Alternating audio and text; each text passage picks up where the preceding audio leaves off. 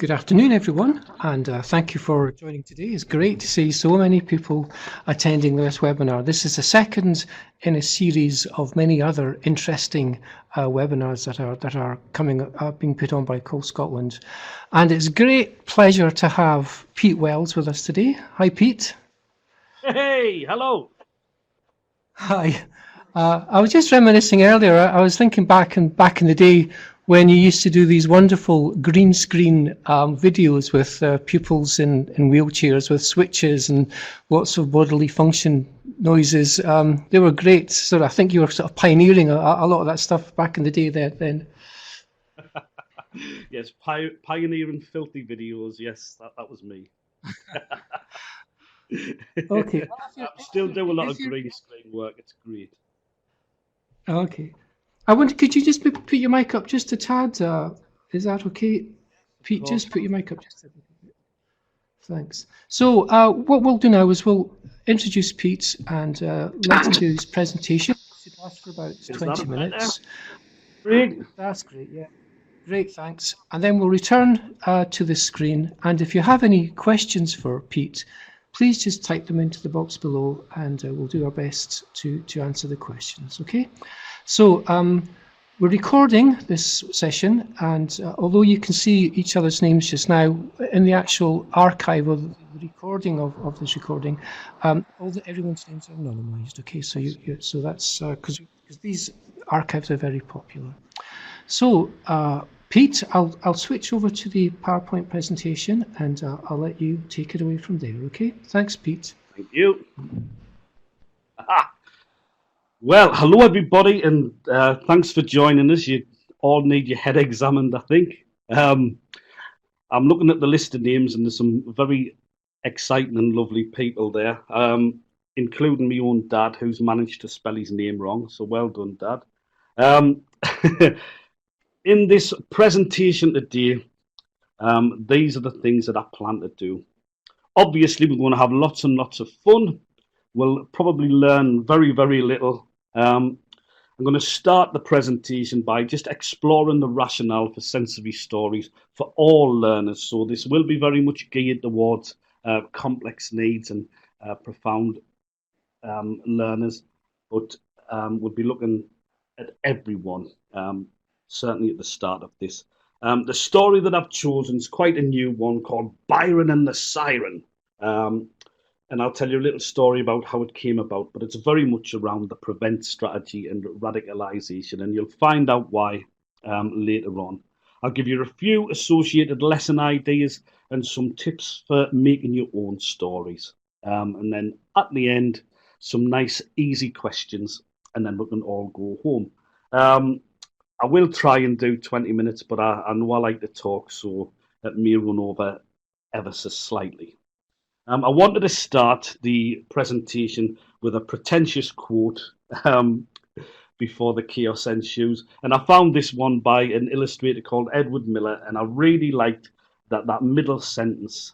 Stories are very, very important to all of us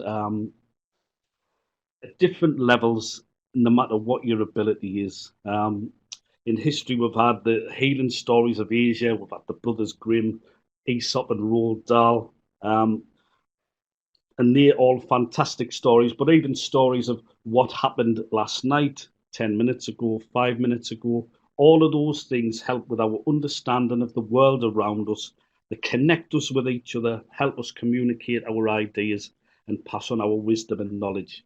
But I love that little bit in the middle about bringing order to our confusing world. And during this presentation, when we do a story, we'll see various ways of bringing order to some of our students' confusing worlds. That picture in the bottom corner is actually a picture of Ian Bean on a Saturday night, incidentally. So I'm going to start with the rationale for sensory stories. So I guess I should really say what a sensory story is, in case there's anybody that doesn't know. A sensory story is distilling a story down to its very, very basic essence, and then telling it to people who will understand it at different levels. And we augment that telling of the story by using sensory props, things to taste, things to smell, things to feel, and so on. It's not just 5 senses, it's many, many senses, which we'll get onto. And sensory stories are excellent for our learners. I originally thought because they inherently support effective SEN practice, but that's rubbish. They support good teaching and learning. When you're taking a wider context and breaking it down into smaller pieces, that benefits everyone. And when you're augmenting the messages that you're given, that's good for everyone, whatever your ability. But we've found with some of our very, very most complex learners that sensory stories are absolutely excellent for fostering engagement. With a sensory story, you're often repeating things in a very stimulating manner for our students, and that really helps with engagement and learning over time. I'm going to show during this presentation how sensory stories are fundamental for helping with a whole range of things, from our basic cognitive development, sensory processing, switch skills, cause and effect, alternative and augmentative communication, but also looking at how they help reduce anxiety and how they foster repetition for our wonderful students, and I'll be honest, a little bit selfishly, for our staff as well. I like to feel that in the 20 odd years that I've been writing sensory stories, they've certainly evolved across the profession and found themselves in many, many more classrooms than when I started, and in classrooms with a much wider need. And we'll discuss that a little bit. I hope to show that sensory stories are fantastically adaptable, and I'll be talking about how you can deliver the same story to a range of cohorts in an effective way. I will be breaking down and giving structure to quite a complex concept during this, and show how a sensory story can form the basis of your entire curriculum.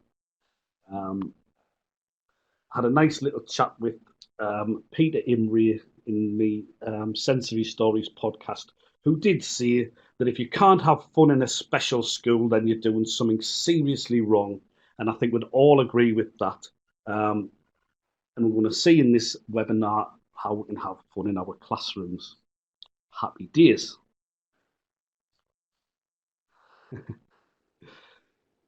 So just exploring how sensory stories can benefit all learners. We've got loads of lovely buzzwords on the screen there, and I'm going to pick a few out to talk about them. So right at the top there, fundamentally, with some of our most complex learners, we know that sensory stories are absolutely fantastic for helping them develop those neural pathways. So when we can present a sensory stimuli several times over a prolonged period of time, and students can begin to recognize and anticipate and explore those sensory pieces of stimuli. It helps develop those neural pathways in the brain. It connects the dots and it crosses the paths. And I'm sure you all know your brain development stuff. So giving those consistent sensory stimulus help with developing neural pathways. Sensory stories are great for developing cause and effect, because our students can interact with a variety of stimuli, but they can also tell these stories and take control of many things in the environment. Just jumping about this page, certainly where I've worked, sensory stories have been very, very good for developing interaction between peers, and I've worked with some quite difficult to reach groups of students who have really enjoyed working together with these stories and doing different pieces of stimuli to each other, chasing each other with feather dusters and all kinds. And it's a structured way of doing this. One of the beauties of sensory stories is that they can be repeated quite often. And this gives a structure and a predictability to many of our students that really need structure and predictability. And then within that safe structure and predictability, the students can sometimes step outside of the comfort zone. So if they have some kind of defensiveness or some kind of sensory processing issue, we can try in these very structured stories to introduce things that the students otherwise wouldn't feel confident to try. When I first started, I had a big issue with finding sensory stories that were age appropriate or stage appropriate. And with our sensory stories, we really can develop any story to teach to any age. I'm going to move on. But if anyone has any questions about any of those little bubbles, please feel free to ask at the end. The most important thing about sensory stories, though, is that they're a right old laugh, and many students absolutely adore them. I've come across very few that don't absolutely love them. So sensory stories are fun, and that's the main thing. I'm going to briefly explore, though, this range of learners here to see just how all learners can benefit from the joys of sensory stories. So as I said, for our PMLD learners, the sensory rich. And so they really help with that cognitive development, and that structure allows for repetition, which allows the anticipation of the students to rise. It's also really good for non-verbal communication and choice making, and to really engage our students and get them to explore. You'll see with many of the props, when I get to the story, they're also very good for embedding effective SEND practice, particularly at those earlier levels. For some of our students on the autistic spectrum, as I've said, that safe and predictable nature of the stories lends itself very well to students that need that structure and safety, and they need things to be the same. Telling an engaging story many times can be really motivational to those students.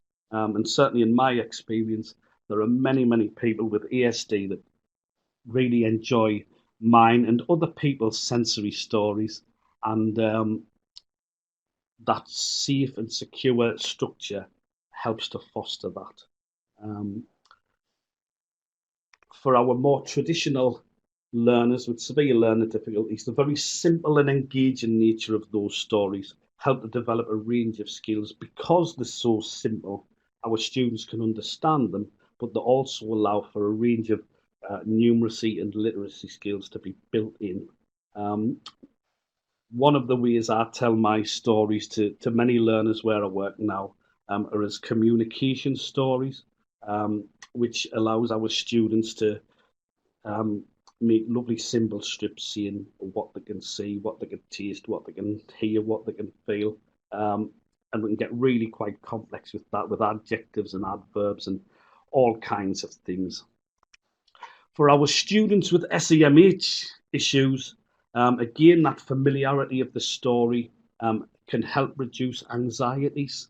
And as I said, offer opportunities to interact with their peers in a structured way. So many students that I've had that are quite withdrawn find the predictable structure of the stories safe, and allow them to come out of the comfort zone. And of course, with our sensory stories, there are many that are targeted towards students with social and emotional difficulties. For our reluctant learners, often the humorous and mischievous nature of sensory stories can really appeal to our more challenging students. I was going to talk about this later, but I'll talk about it now. One story that I wrote was a healthy eating story called Two Fat Flies on a Puddle of Sick. And I've used this with all the learners that we've talked about up to now. So I used it very effectively with some PMLD learners that I had, where we were exploring different tastes and textures in this puddle of vomit story. A very talented teacher that I know had a really complex group of students, and she did the story a different way, having a big jelly bath in the middle of our classroom, a tough spot filled with jelly and all of the props from the story. And the students were making their symbol strips and saying, I want sweet corn, I taste diced carrot, and so on. I did that story with a group of SLD learners as part of their PSHE curriculum. And we did lots around healthy eating there, and also made our own two fat flies on a puddle of sick movie. And then in a different setting, I was asked if I would do a story with a quite difficult group of students who were very streetwise and very savvy. And that was the one I chose, and they absolutely loved it. And we did some absolutely fantastic work on puddles of vomit that really turned them on and got them to do some really great work. Moving on from vomit, these sensory stories, because of their highly visual nature, are very good for students with English as a second language. And obviously, for many of our students, English isn't their language at all. With these stories, there's a strong focus on AAC users as well. So there are many ways that students can use a range of devices or communication systems when listening to these stories. For our neurotypical students, because of the engaging and in the inclusivity of the stories, that do appeal to a range of learning styles. We know that our students are kinetic learners or visual learners or whatever, and sensory stories tend to lend themselves to all those styles of learning. And very recently, there's been work done around how sensory stories can help people with dementia who are dealing with sensory loss. So I think, looking at that model there, it would appear that sensory stories are pretty much beneficial to everyone. I'm now going to quickly tell you that the very best way to do any sensory story, the correct way to do it is, well, there's no right way. The way you deliver your story is different for your cohort of learners, as I think I've demonstrated in the previous slide. The only rules that you really do need to follow is keep your story consistent. So that's try and deliver your lines in a very similar way every time. Be organized. Don't be running around looking for your feather duster, remembering that you've left your Big Mac in the bathroom and you've got to run in there. Try and have everything to hand, and try and get up close and personal with your students as you would for any other activity. A big important thing to remember, and it's very difficult for someone like me who can't stop talking, is to try and shut up.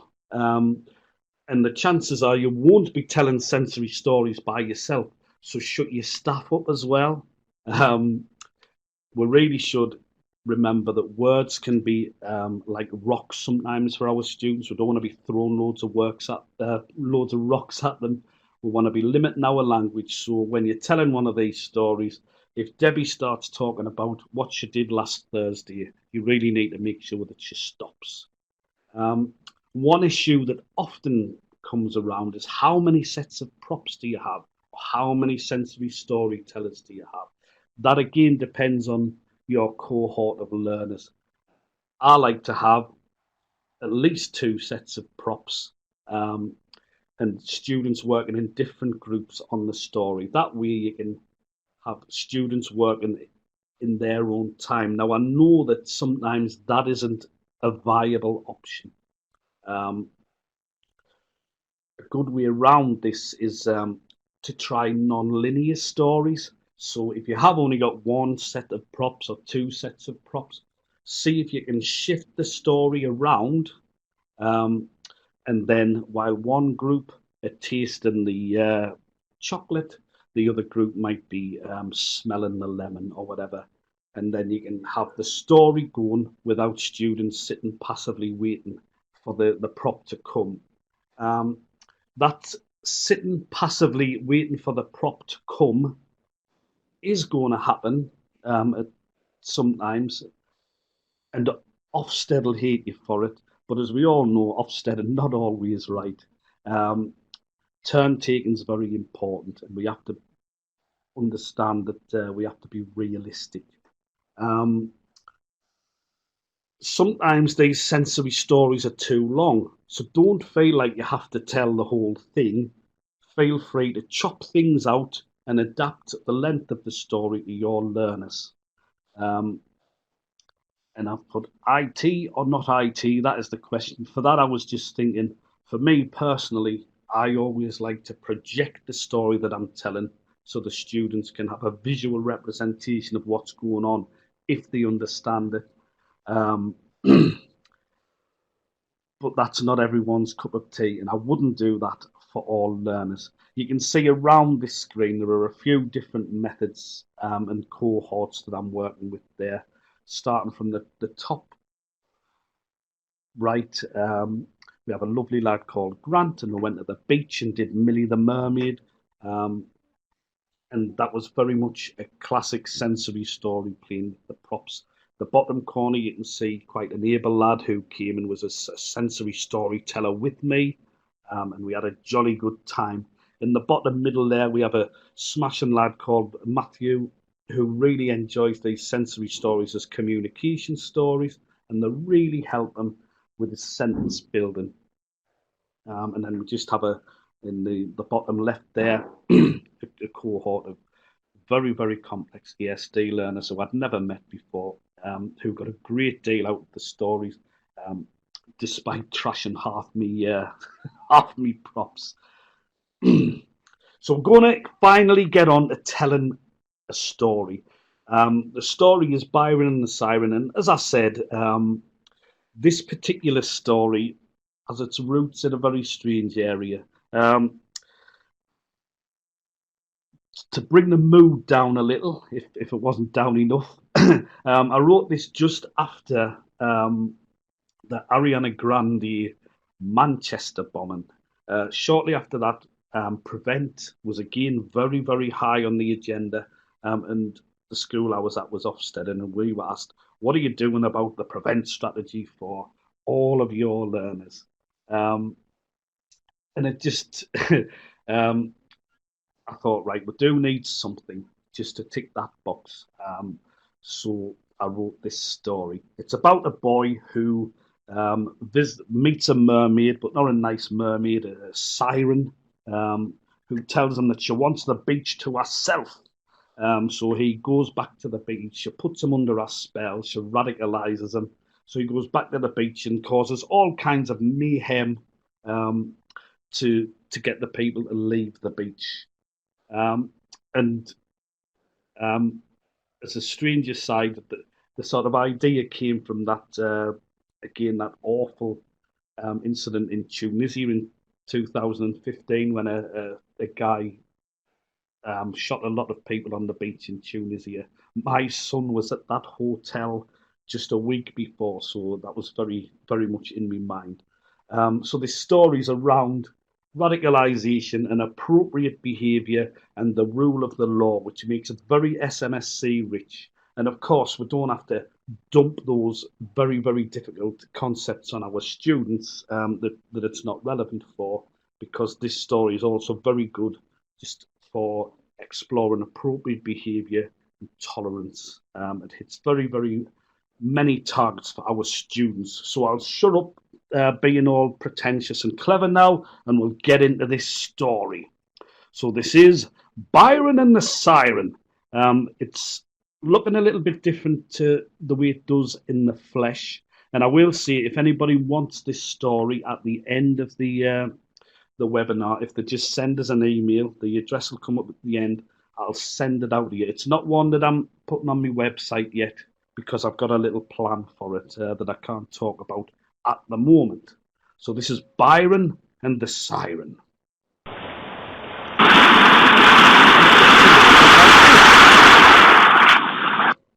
At the beach one sunny day, a hapless lad named Byron rowed his dinghy out to sea and bumped into a siren. In a beautiful voice she sang to him, "I want those people to go away. So go back to my sandy beach and try to spoil their day."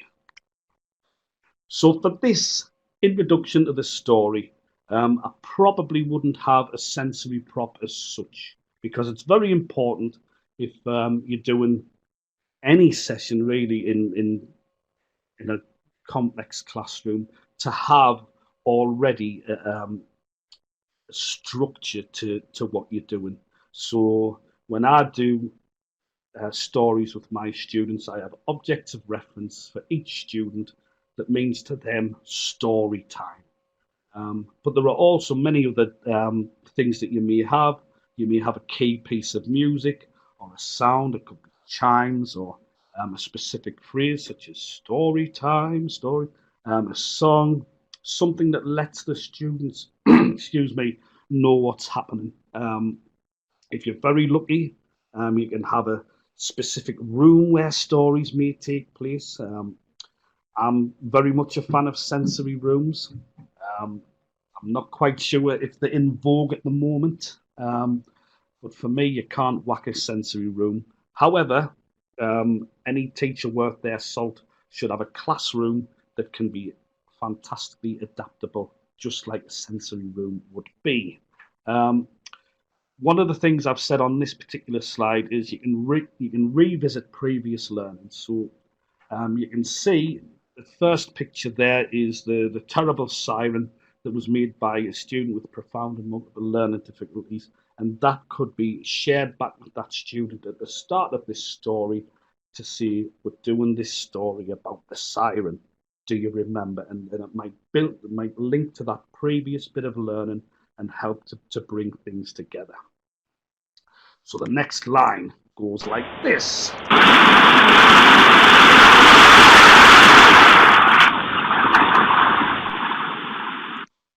Oh, dear me. It's the animations are not quite right. We'll see how it goes.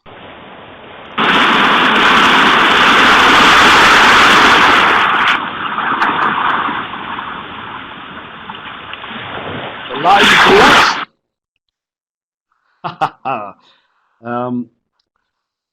With the siren's words fresh in his ears, poor Byron, he was cursed. He rode back to the seaside and vowed, "I'll make this day their worst." And we get our lovely little Byron rowing back to the beach. And you can see he's thinking there what he's going to do. And he had the good angel on one shoulder and the bad devil on the other. And it looks like the bad devil has won out. So my sensory prop for this particular part of the story could be a nice little bit of physio. So we've talked a lot about, we didn't talk a lot, I mentioned at the start about the number of senses. And I remember as a fresh young teacher thinking that there were 5, because that's what I was taught in science by my science teacher.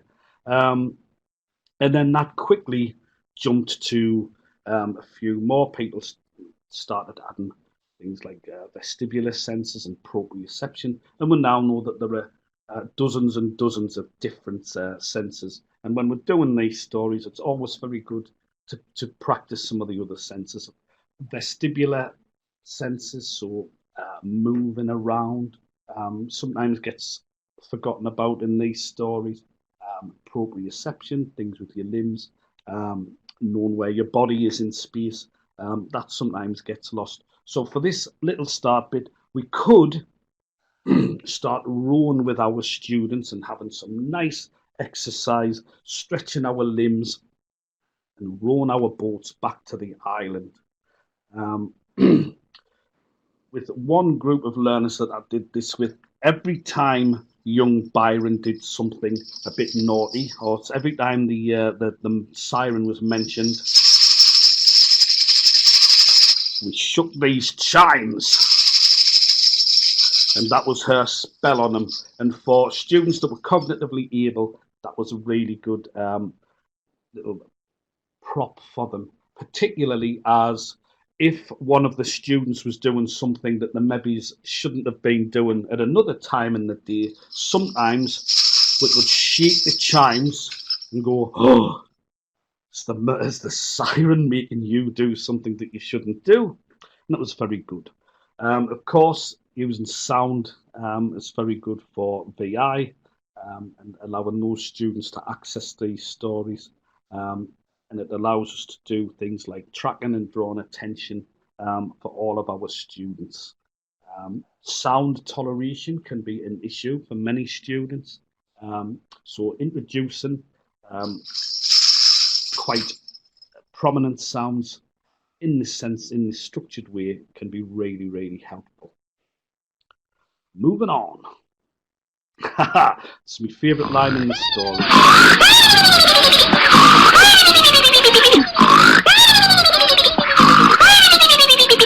So first he found two angry crabs with great big snapping nippers. He found a granny fast asleep and put them in her slippers. And what I would do for this part of the story, I might introduce a nice crab smell, so we can buy crab meat and let the students smell that, and to let them get that impression of getting crabs. If it was the crabs that I wanted to be the particular part of this story that I was wanting them to understand.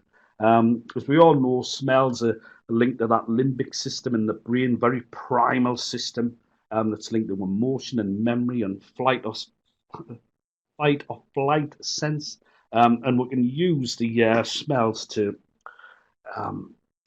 manipulate our students in quite a primal way. So we're automatically programmed to get worried if we smell fire. So if you're doing a story where you want to introduce a bit of drama and a bit of fear, you could have the smell of smoke, and so on. So smells are great. One thing to remember is to actually teach your students to sniff, because it really is quite a complex thing to do and a very conscious thing to do. So getting your students to smell is something that you sometimes explicitly have to do. One thing that certainly I was guilty of early in my career was making all my smells really horrible, and then seeing that I was promoting early communication. We really want our smells to be quite nice. We want our stories to be nice. So we want students to smell a range of smells, some horrible, but also some very nice. The plan is they want to be able to recognize smells to help choose the dinner, choose the aftershave, choose the shower gel, and so on. If you're after a particular smell, there's a brilliant company called Aroma Prime, formerly with DL Air, that make those amazing little vortex cubes. You can see the little boy in the bottom middle photo smelling one there, and you can get any smell you want. Fabulous way that I did this with my class was we got some litter pickers, and we were getting the students to nip each other's toes with the litter pickers, and that was making some beautiful interaction, some great fine motor skill use and gross motor skill, and introducing some real playfulness and naughtiness into my classroom. It was fab. Moving on. Oh dear, this isn't animating very well at all, but there we go. He ran up to a little boy and made the poor lad cry as he kicked a cloud of stinging sand into the young lad's eye. Oh no! And for this, I would introduce some lovely sand to my learners. We all know how important sand play is for our students. That digging and scooping and manipulating the sand requires lots of gross motor movement, but it's also great for allowing our students to be creative. It's quite a stress buster, playing with nice cool sand and watching it trickle down. It's a wonderful therapy, and really good for hand-eye coordination, muscle control, all those things that we're trying to teach. One of the things I'm acutely aware of in the stories is trying to get as many emotions in as possible, to allow our students to experience different emotions or some of our ASD learners to understand different emotions. So talking about the baby crying to someone who may be cognitively able but not have a brilliant understanding of emotion is what I would be looking for here.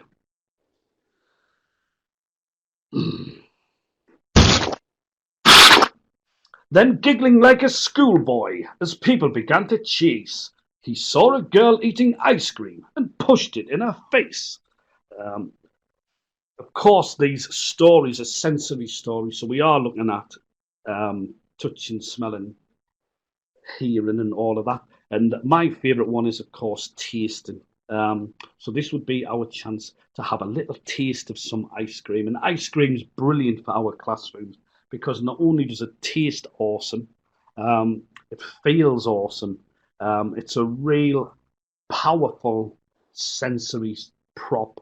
With any sensory prop, we are looking for a big return on whatever we present to our students. And luckily for us, ice cream is, because not only is it tasty, but it has a brilliant texture and it's freezing and lovely. So giving our students things to taste helps with all of that digestive stuff that the bodies might not do naturally. So offering this thing, this taste, starts that digestive system going. It's great for that pre-intentional communication again, and it's gloriously tactile. So if your students don't want to taste it or can't taste it, they can still get their hands in and feel it and smear it over your TA and your walls and just go crazy with it. So taste's very, very important. If your students are nil by mouth, which many are, you can try things such as lip balms and weaning pouches to give those hints of taste, but it always breaks your heart when you do so. Next line. He ran up to a mother who was playing with her daughter, and with the words of the siren in his mind, he threw a bucket of water. Oh no! So here we're going to get out the dreaded water spray. Now, I used to work with a head teacher that detested sensory stories, particularly because of the water spray. And with good reason, I think. We really do need to be sensitive with our water sprays. I think I've got water spray in every sensory story I've done because it is genuinely the prop that often gets the most reaction. Students will anticipate a water spray long before they'll anticipate other things because they soon learn what's coming. But we do have to be very, very sensitive. Remember, our stories are meant to be fun and enjoyable, and spraying somebody right in the face isn't fun and enjoyable for anyone. So you do have to be really sensitive here, professional for once. So it's much better to spray a nice fine mist up into the air and let those water particles drop onto the students. That's a much better way of increasing anticipation, and it slows everything right down, which our students need. Don't get me wrong, some students do adore being sprayed in the face, and if you know that they definitely do, then go for it. But for most, I wouldn't. Spraying on the hand or spraying up is much better. More importantly, you have to remember to let your students have a go of the water spray themselves. And one day, I do hope that one of the technology companies will make us a switch-adapted water pistol or a switch-adapted water spray, and then it'll be much more fun. But don't forget to let your learners spray as well. Okay. Oh, the mayhem, it continued as Byron caused much hassle.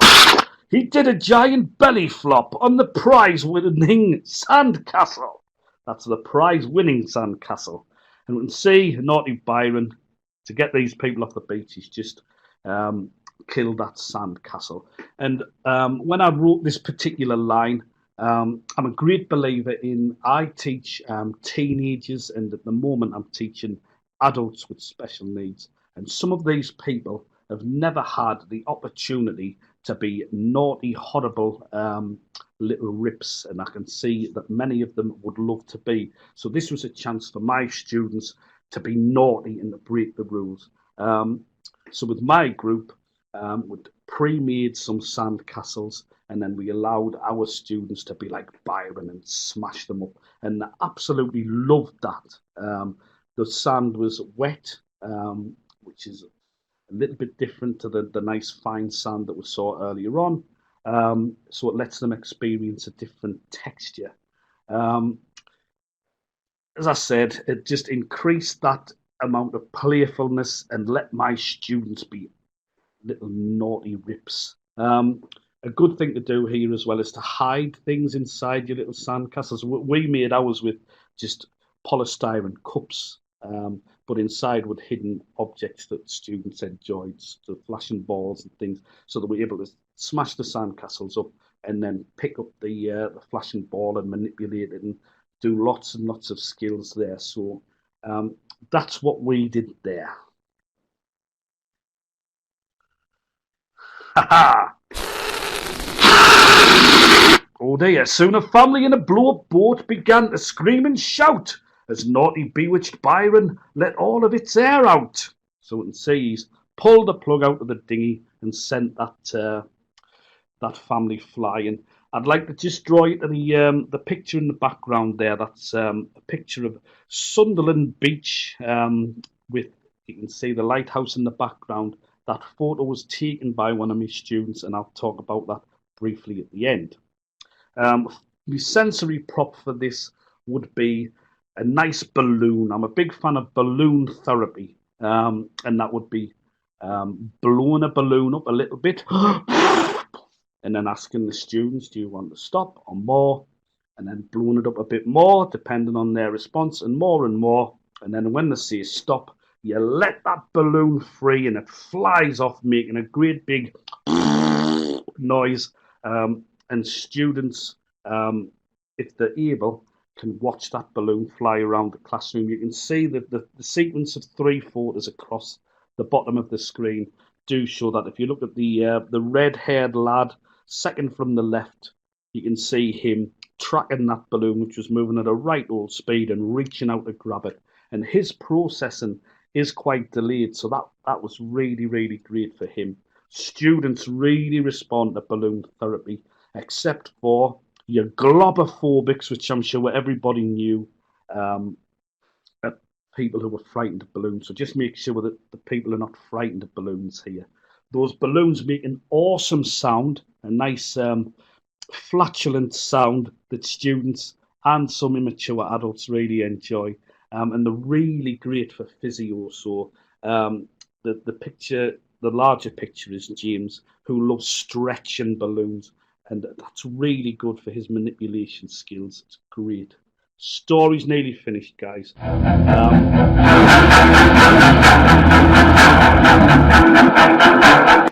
Byron made more people panic, nearly caused a heart attack as he swam around the ocean with a shark fin on his back. Lots of fun to be had here. You can torture your students with the Baby Shark song if you really want. And you can have some nice, vestibular motion with your students. So you can put a little shark fin on the wheelchair or on the back of the students if they're ambulant, and you can go for a nice swim around the classroom, scaring people. You could use a shark and play some nice peekaboo, or get the sharks to savage your students. And there was an app, there was a film embedded in this, which unfortunately you can't see. There's a beautiful app called Masquerade that's a bit like Snapchat with all of those face filters in, that's got a great shark. You can see it in the bottom corner, and this app transforms your students into sharks. And if they open their mouth, the shark opens its mouth. If they turn the head, the shark turns its head. And it's really, really good for getting our students to understand cause and effect and do some amazing creative play.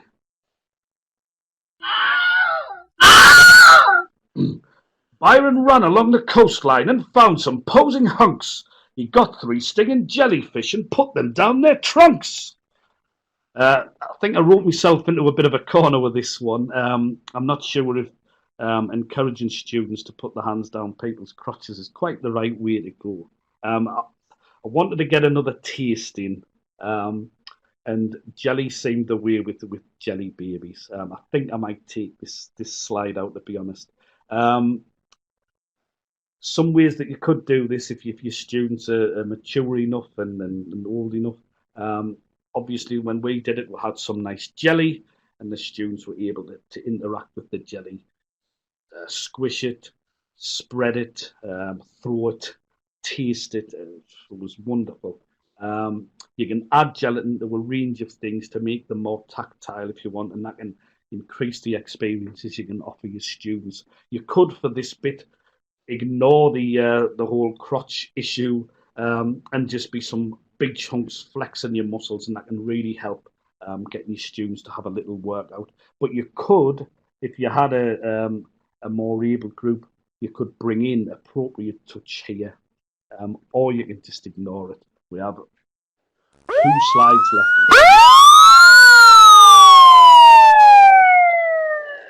Soon Byron heard another siren wail, the siren of the law. And now Byron is in prison and goes to the beach no more. Oh no.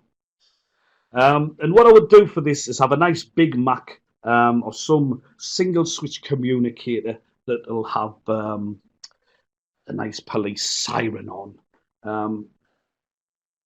My favourite is the Big Mac step by step with levels, because what I find there is I can have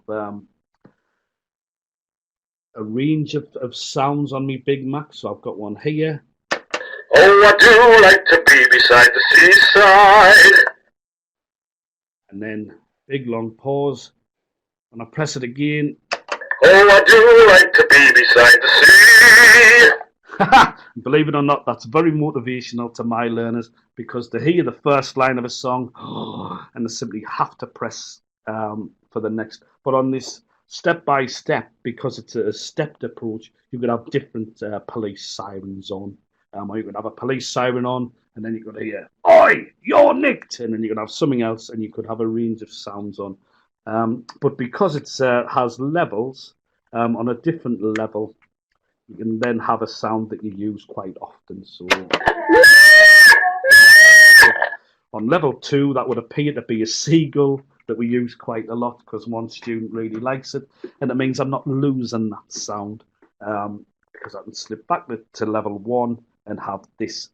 Using a Big Mac allows the students to tell the story, and I should have said right at the start, this story would be on my board and the students would be using switches to advance the story on. So they're telling the story and not you. Really important. If you do have inappropriate stuff like the punks in trunks bit, and you're going to get wrong if you're senior leadership team, you can just blame it on the students. Assistive technology could be a whole session in itself, obviously, and you all know as much as me about this. It's amazing.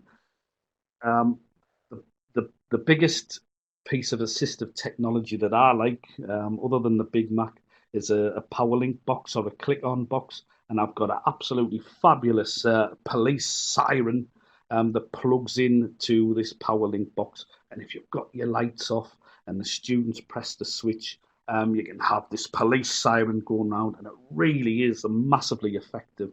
And so you know about latching and direct pressing of the switch. You can hit all your different levels of switch progression in this little bit.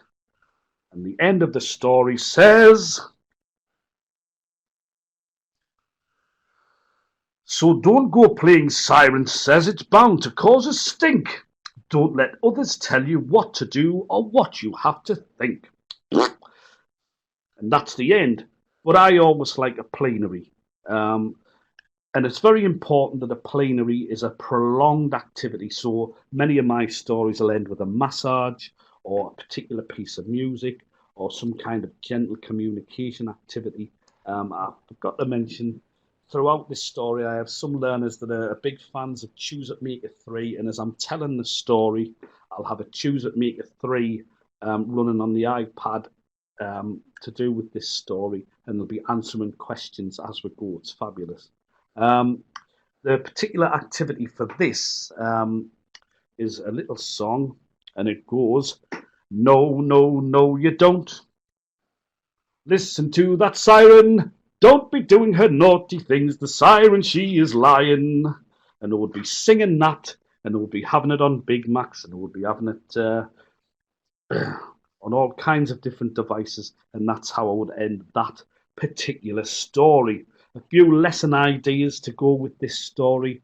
There's obviously a variety of art and craft ways to make your own naughty sirens and your own daft Byrons.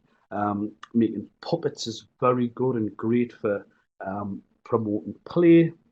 A sensory story trail is very exciting. You can recreate this story across your school or your placement. So you start off in the classroom with the siren, and as you go up the corridor, you see the old granny and the crabs, and as you get further up, you see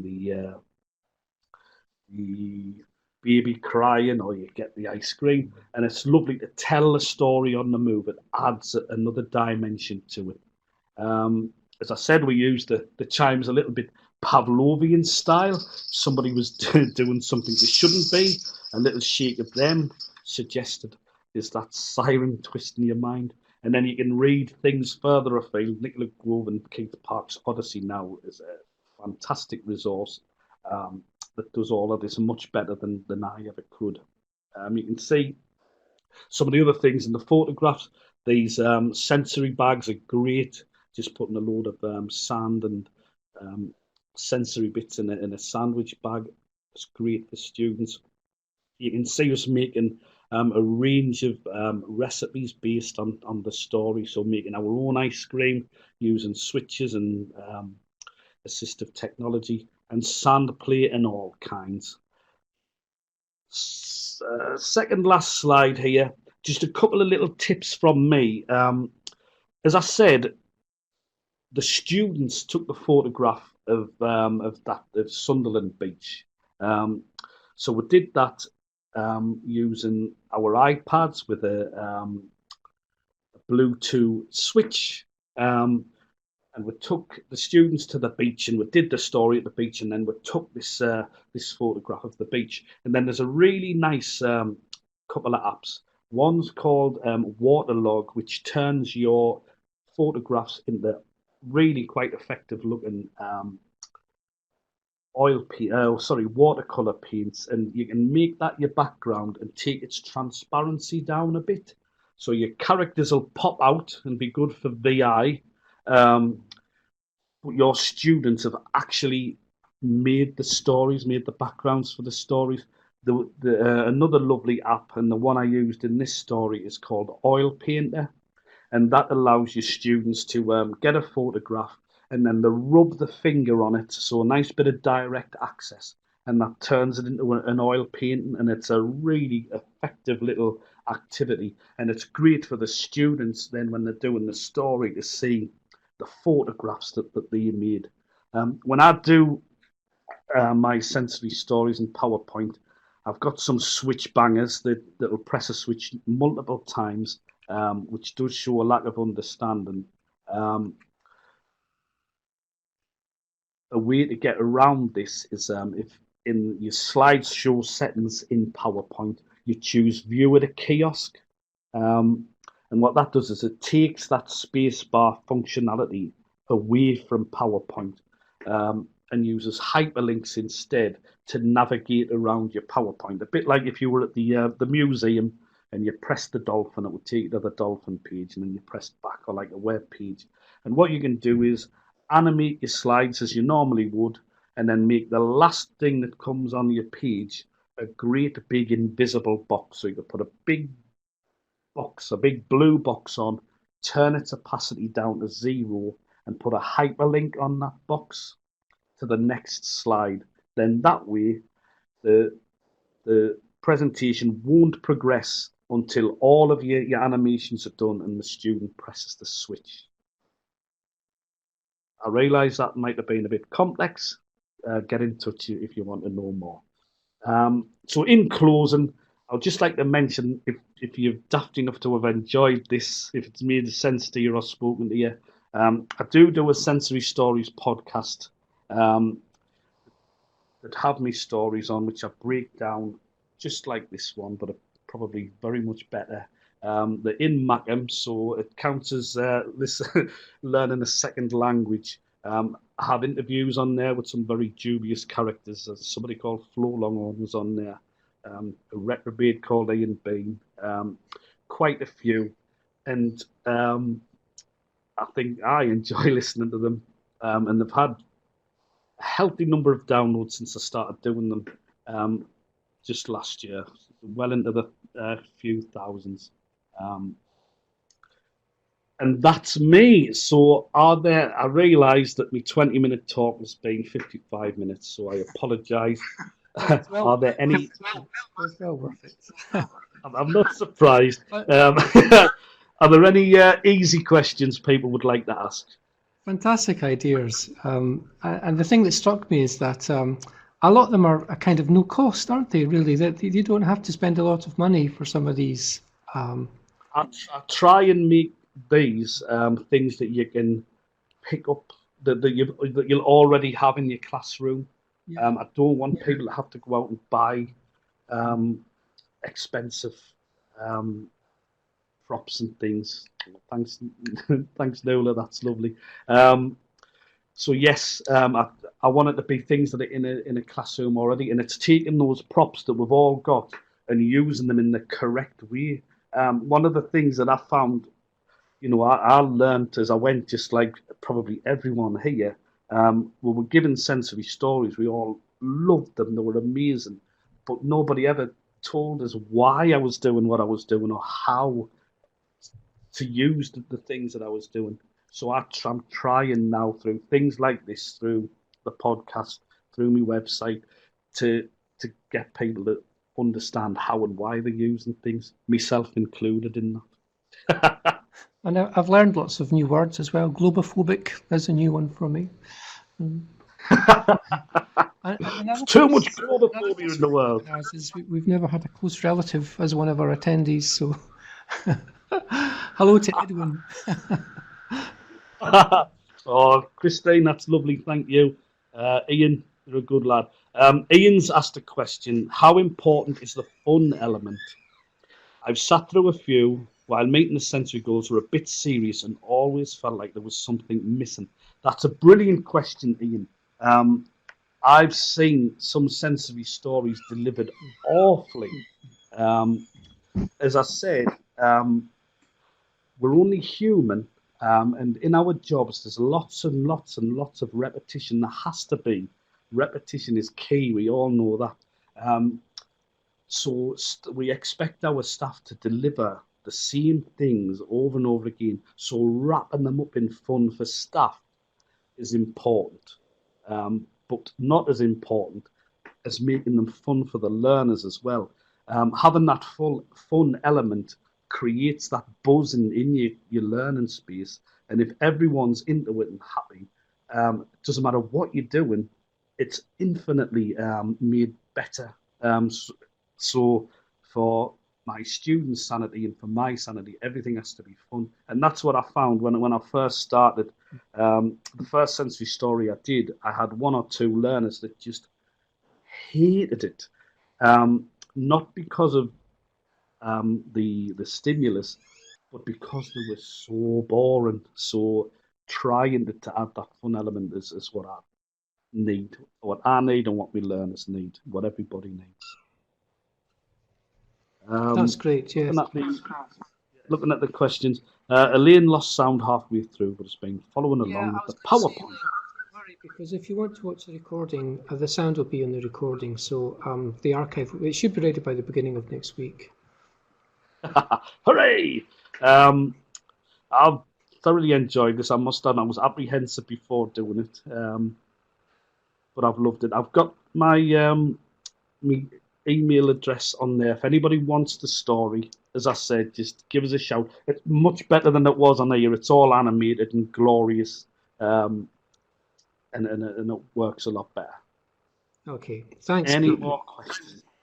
Any more questions?